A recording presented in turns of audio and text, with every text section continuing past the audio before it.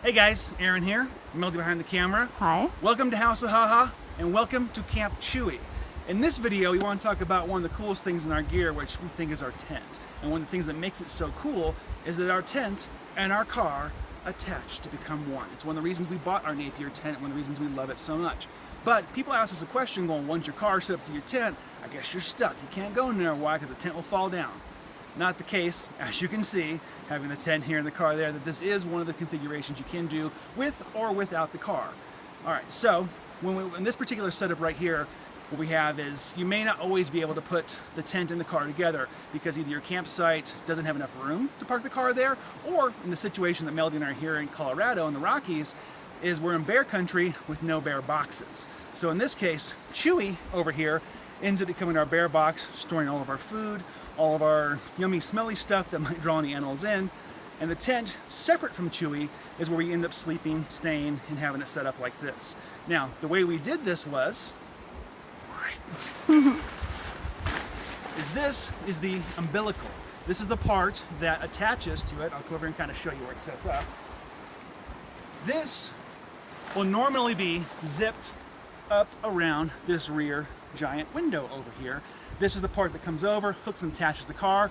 If the car was normally set up, if you wanted to leave, all you do is just unhook this from it.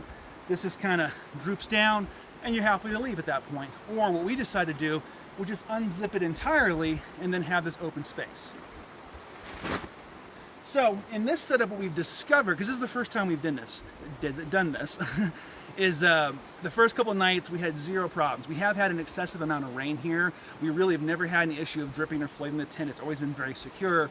However, the rain got so severe that the ground around us actually started to flood. Like pretty much not just here, but the entire campsite started flooding. The campground, all of it, yeah. Started flooding. So we had to deal with some water issues inside here. But as far as this particular setup, doing this with the water, the only thing we noticed that we wanted to mention to you is this little spot right down here.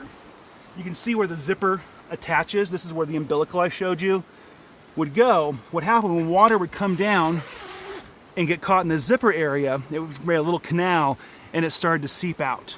In. Or in, I guess in is a better term considering your perspective.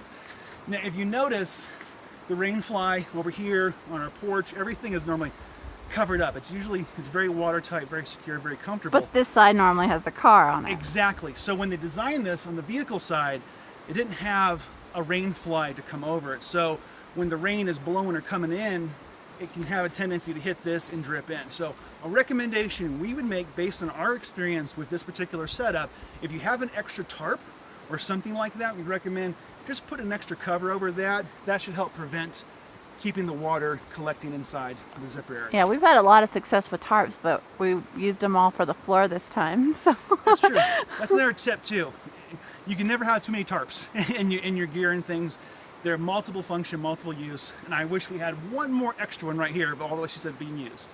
All right, anything else about this side, or should we talk about one of the cooler things? No, I guess we can show the cool thing. You want to go inside? Yeah, this is what Melody and we want to talk to you about this particular setup, because this has on the inside what we think is something that's pretty amazing looking.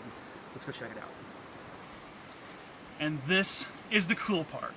When you're inside this tent, you got your bed in here, you're secured away, and this is open. You have, at least in my lifetime, the biggest window of any tent I've ever stayed in. And when you're inside here, when the sun's going down or the moon is coming up or any of that, when you're looking out here, this view feels so wide and so open that you really feel like you're outside there, not inside the tent itself. So normally what you would see right here is a car would be on this side, but opposed to that, when you have it open, you have this amazing, amazing view of what's outside through the inside of the tent. So, you know, work around it with the water, feel it out yourself. You know, if you have any tips, if you use this, any experience you get with it, you know, anything, suggestions, please make a comment. If you have any questions about our tent or the setup or anything else maybe not covered in this video, make sure to let us know. Drop us a note. We'll be happy to answer your questions. And there's a link to that where you can get it on Amazon in the description. Yes. If you want to get, I'd recommend one of these tents highly. If you want to do full-time camping, you want to do car camping, you want a tent that has multiple configurations, it's easy to set up, can be one person, we got a video, you can watch it, and we'd 100% recommend this. We've had this tent now for over 2 years, and I can't begin to tell you how much I love it. If it broke, we'd buy it again. 100%. 100%. All right, so this is our Napier tent. This is how you do a non-vehicle setup. Hope you enjoyed it. Let us know what you think. And as always, have a reasonable day.